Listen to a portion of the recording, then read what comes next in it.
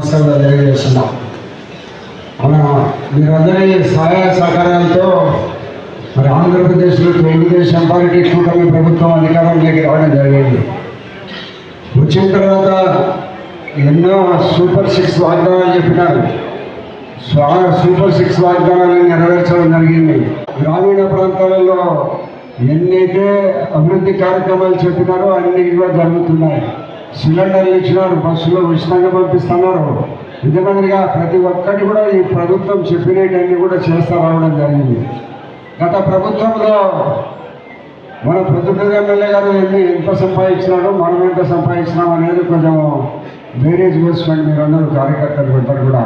మరి ప్రజాప్రతినిధులు అయిన తర్వాత దోచుకునే దానికి కాదు, నిరంతరము ప్రజలకు అందుబాటులో ఉండి వారికి వచ్చిన సమస్యలు ఏమైనా ఉంటే దాన్ని పట్టించుకొని అన్ని రకాల అభివృద్ధి కార్యక్రమాలు గ్రామీణ ప్రాంతాలలో కానీ పట్టణ ప్రాంతాలలో కానీ చేసేదాని కోసము ప్రజాప్రతినిధి ఎమ్మెల్యే వాళ్ళనే వాళ్ళు పనిచేయాలి. కానీ గత ఎమ్మెల్యే గారు అట్లా కాదు, దోచుకోవడం జరిగింది. పడిన భూములు మనం లేకుండానే రిజిస్టర్లు జరిగినాయి.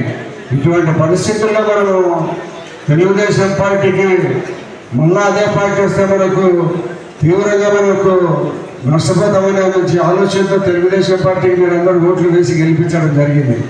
నీతిగా ఉండాలా, నిజాయితీగా ఉండాలా, ప్రజలకు ఎల్లవేళ అందుబాటులో ఉండాలనే ప్రజాస్వామ్యంలో ఎమ్మెల్యేగా ఉండాల్సిన వ్యక్తి. మరి అదే మాదిరిగా చంద్రబాబు నాయుడు గారు కానీ లోకేష్ గారు కానీ నిరంతరం పార్టీకి సబ్మిట్ చేస్తూ 24 గంటల్లో 18 గంటలు పార్టీకి పనిచేయడం అనేది జరుగుతూ ఉంది. మరి ముఖ్యమంత్రి ఇన్ని గంటలు పనిచేసే ముఖ్యమంత్రి నేను 6 సార్లు శాసనసభ్యునిగా ఎన్నికయ్యారు. మరి ఇంత కష్టపడి పనిచేసే ముఖ్యమంత్రి గారు చంద్రబాబు నాయుడు గారు తప్పగా ఎవరు లేరు. మన భారతదేశంలో మనతో సమానంగా ఉండబడిన ఆడవారు మగవారు అనే వాళ్ళు సమానంగా ఉన్నాము. ఒక 2% ఆడవాళ్ళే ఎక్కువగా ఉంటున్నారు భారతదేశంలో. వారు మనము సమానంగా ఉన్నామనే పరిస్థితుల్లో మహిళా రిజర్వేషన్ 33% రేపు బిల్లు పెడతారు పార్లమెంట్లో. అంటే 100 మందిలో 33 మందికి మహిళలకే ఇస్తారు. ఎమ్మెల్యే టికెట్లు కానీ ఎంపీ టికెట్లు కానీ ఇవన్నీ ఇవ్వడం జరుగుతుంది.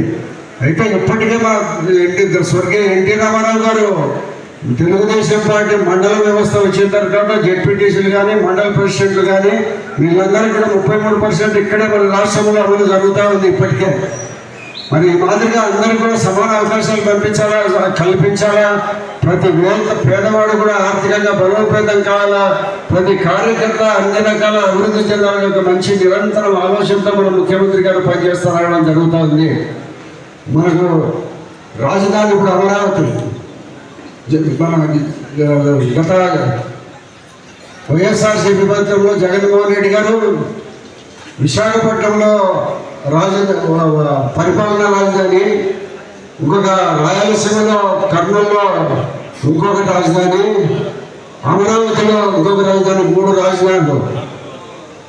ఆర్థిక పరిస్థితుల దృష్ట్యా మనం ఏదైనా అవసరాలు పడి పోవాలంటే అది విజయవాడకు పోవాలా, అమరావతికి పోవాలా, కర్నూలుకి రావాలా.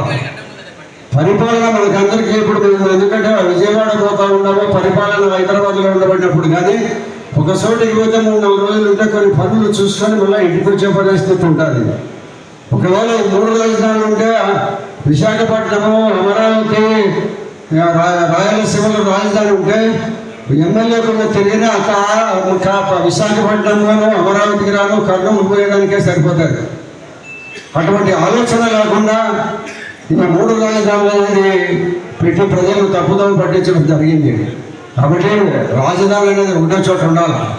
మనకు మొట్టమొదటి తమిళనాడు నుంచి మనకు కర్నూలు రాజధాని ఏర్పాటైన తర్వాత కొంతకాలం మనం కర్నూలు రాజధానిలో ఉన్నాం. తర్వాత మన తెలుగు మాట్లాడే వాళ్ళందరూ విడిగా ఉండాలనే ఒక మంచి ఆలోచనతో మనం హైదరాబాద్లో తెలంగాణ తెలుగు మాట్లాడే వాళ్ళము, రాయలసీమ ఆంధ్రలో తెలుగు మాట్లాడే వాళ్ళం అందరూ కలిసి మనం హైదరాబాద్లో రాజధాని ఎంచుకోవడం జరిగింది.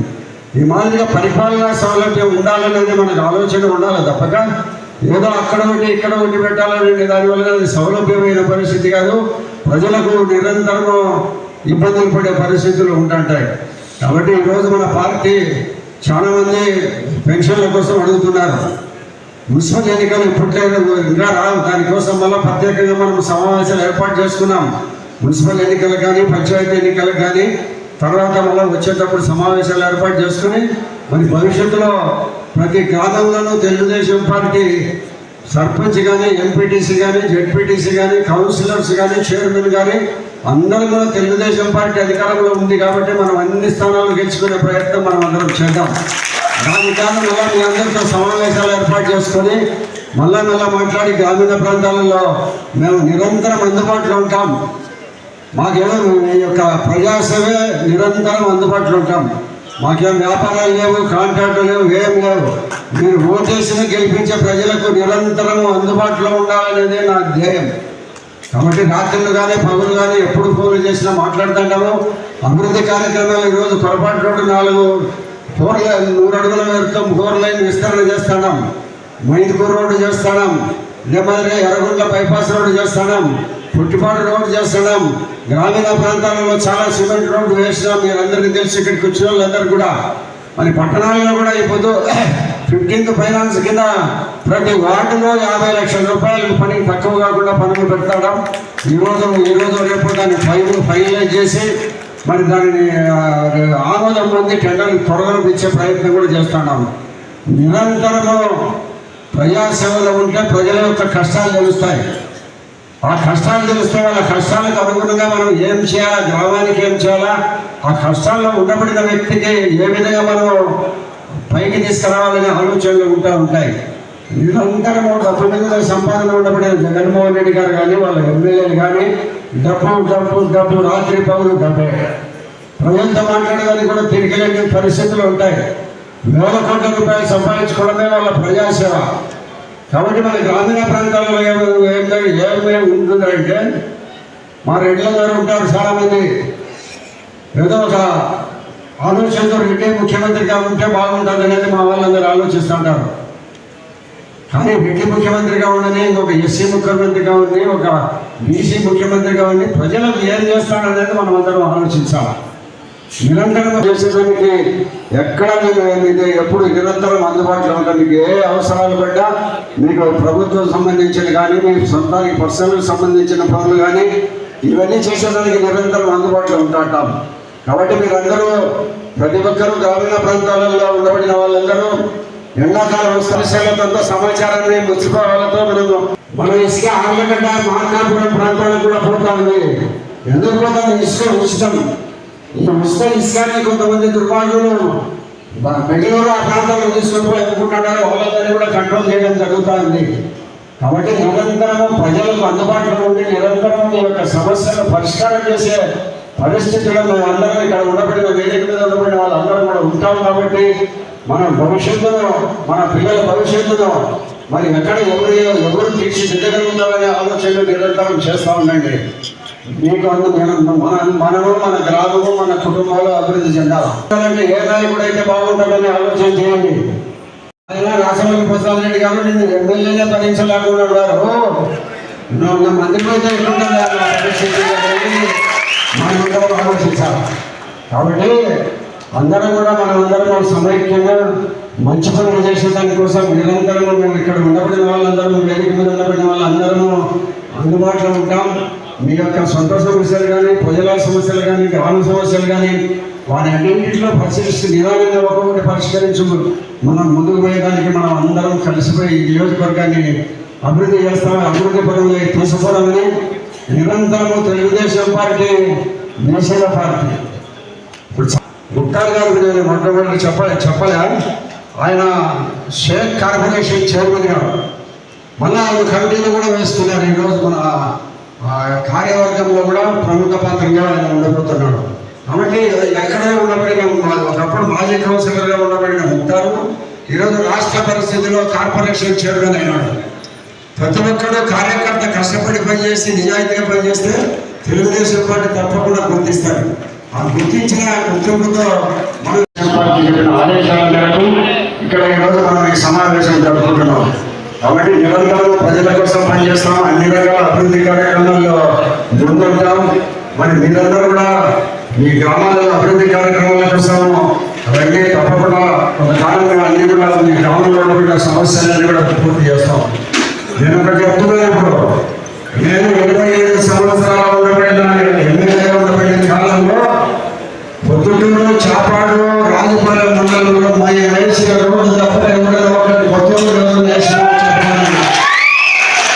చేసి రవాణా సౌకర్యంలో ఒక 5 నిమిషాలు పోతాం, అర్ధ గంటలో పల్లపాడు కానీ పూలూరు కానీ ఇటువంటి గ్రామాలకు పోయే పరిస్థితి కల్పిస్తాం. కాబట్టి మీరందరూ కూడా నిరంతరం ఎవరు మంచి చేస్తున్నారు, ఎవరు అందుబాటులో ఉంటున్నారు, ఎవరు పార్టీకి సర్వీస్ చేస్తున్నారు, ఎవరు నిజాయితీగా ఉంటున్నారు, ఏ పార్టీ తెలుగుదేశం పార్టీ రాష్ట్ర వ్యాప్తంగా అందుబాటులో ఉండు ఎవరున్నా కానీ వచ్చి మాట్లాడుకుని ముఖ్యమంత్రిని కూడా చాలా సొంతంగా కలిసేదానికి అవకాశం ఉంటా ఉంది. మరి పార్టీ కార్యక్రమాలు వారంలో ఒకరోజు పార్టీ తెలుగుదేశం పార్టీ ఆఫీసులో చంద్రబాబు నాయుడు గారు ఉంటున్నారు, వచ్చిన వాళ్ళతో కలిసేదానికోసం. అదే మాదిరిగా లోకేష్ గారు ఉంటున్నారు, పల్లా శ్రీనివాస్ ప్రెసిడెంట్ గారు ఉంటున్నారు. మన యొక్క ఆర్థిక ఇబ్బందుల పోయి చెప్పుకునేదానికి పర్సనల్గా అందుబాటులో ఉండే పరిస్థితి ఉంది. జగన్మోహన్ రెడ్డి గారు ముఖ్యమంత్రిగా నెట్టాలలో ఎమ్మెల్యేలు కానీ మంత్రులు కానీ కలిసేదానికి అవకాశం లేదు. ప్రోగ్రాం పెట్టుకుని పల్లెలంతా కూడా పంచాయతీ ఎన్నికలకు, మున్సిపాలిటీ ఎన్నికలకు లోపల అన్ని గ్రామాల్లో, పట్టణాలన్నీ కూడా తిరగాలనే ఆలోచన కూడా ఉంది. దాంట్లో ప్రోగ్రాంలు కూడా మేము ఏర్పాటు చేసుకుంటాం. తెలుగుదేశం పార్టీ సహాయ సహకారం వల్ల ఈ రాష్ట్రంలో అధికారంలోకి వచ్చింది. అధికారులందరూ కూడా నిరంతరం అప్రమత్తతో పనిచేయాలని, మరి తెలుగుదేశం పార్టీ రాష్ట్రంలో భవిష్యత్తులో ఇంకా కొంతకాలం 15-20 సంవత్సరాలు తెలుగుదేశం పార్టీని ఇంకా ఈ రాష్ట్రాన్ని పరిపాలిస్తే మనం అభివృద్ధి చెందుతాం, మన పిల్లల భవిష్యత్తు కూడా బాగుంటుందని మనం కోరుకుంటూ